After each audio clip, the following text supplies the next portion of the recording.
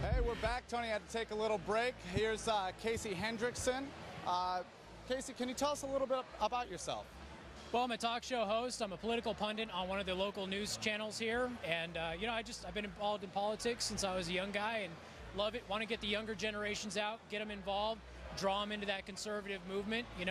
There's no doubt if there's a document that preserves what young people are about, freedom and liberty and everything else, it's the Constitution. There is no document that is more anti-the man than the U.S. Constitution. We just got to let them know that. What about the Declaration as well? Is there anything special that stands out to you? Well, the Declaration of Independence it's one of those things that gave us kind of the reason why. It gave us the tools to do so. The Constitution is the framework of how we do it. It's important for people to understand why there's a Declaration of Independence. Look back at the issues that were happening in England at the time. Compare them with the issues today. Compare them with the issues between the North and the South during the Civil War. I mean, we're looking at a lot of similarities right now between those three events in our history, and it's important for young people to realize that, get to know that, and really grow to love the U.S. Constitution again. Now, you say youth, and you say we have to get them back to the love of it. Why especially the youth? Why do we have to focus on that? We have a lot of great senators and a lot of great governors coming up right now going in the right direction, but why do you strictly say we want to focus more on the youth? They're the future of the country. I mean, it's just that simple, Phil. I mean, if you're looking at, going after people who are 45 years old or older, okay, well, you're abandoning an entire generation of people now. They're going to grow up without your value set. They're going to grow up without your attention.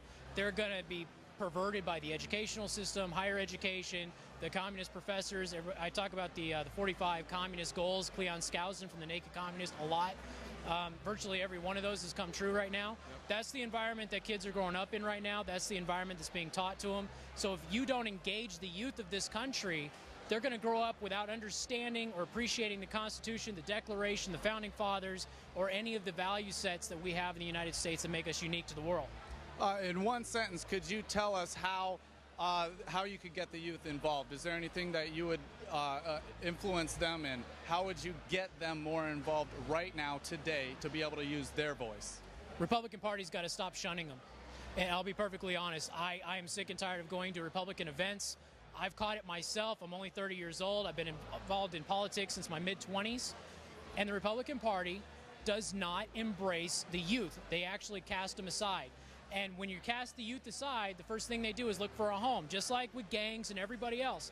Well, the gang right now is liberalism, socialism, communism. That's where they're going because they're told, hey, you come to us, we'll give you health care, we'll give you a job, we'll give you a house. You don't have to do anything but give us your vote. Yep. And that's sad. Thank you. Thank you, Casey. I appreciate it for your time. Appreciate it. We'll be back.